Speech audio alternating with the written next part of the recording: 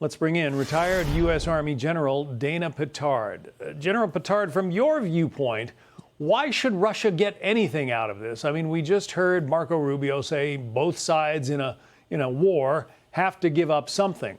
Russia launched an illegal invasion. Why should they get anything out of what they've done here? Well, good afternoon, John. That's a good point. I mean, Russia should not be rewarded for its aggression against Ukraine. However, the war's been going on for 3.5 years, and if there is going to be a peace settlement, I agree with Secretary of State Rubio, both sides are going to have to give something up in order to do that. I think the most important thing out of this will be the security guarantees. If it doesn't include the United States, it's not going to be effective. So you think U.S. troops have to be on the ground in the event of some kind of a peace deal to make sure that the Russians behave themselves?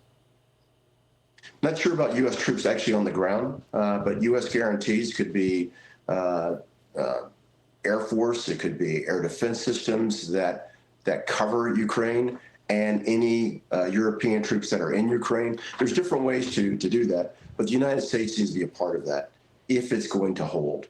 Putin is asking for the entire Donetsk Oblast region of Ukraine, not all of which the Russians even control right now. Should they, again, be given a reward just for coming to the table?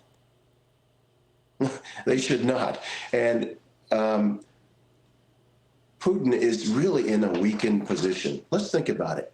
It's been 3.5 years of this war. And at one point, at the height of where Russia was in war, they had taken over well over 30% of Ukrainian territory. They're now down to 20% of that territory. And Donetsk Oblast right now is the defensive network for Ukraine. So they have not been able to take that network on the battlefield. So what we want to do is get it through peace negotiations. Ukraine cannot give that up. Now, what they can do is redraw the boundaries of Donetsk so that the Ukrainians can keep their network of towns and their defensive work that the Russians have not been able to penetrate.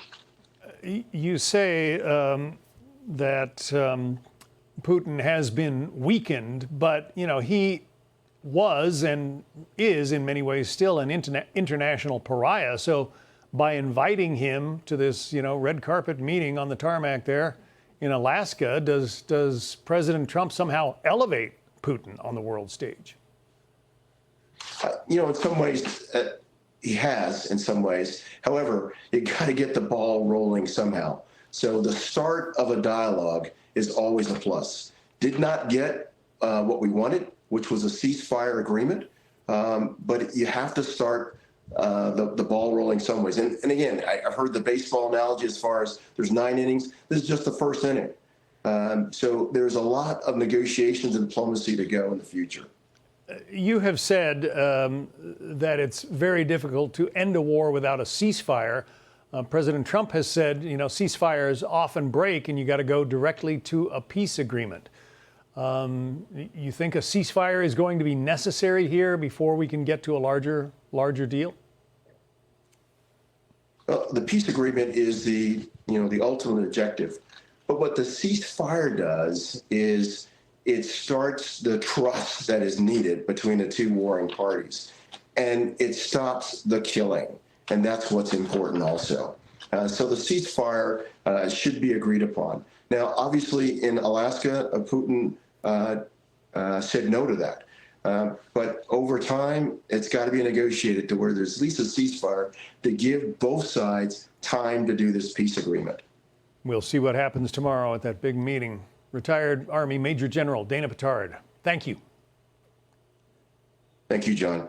Hey, Sean Hannity here. Hey, click here to subscribe to Fox News YouTube page and catch our hottest interviews and most compelling analysis. You will not get it anywhere else.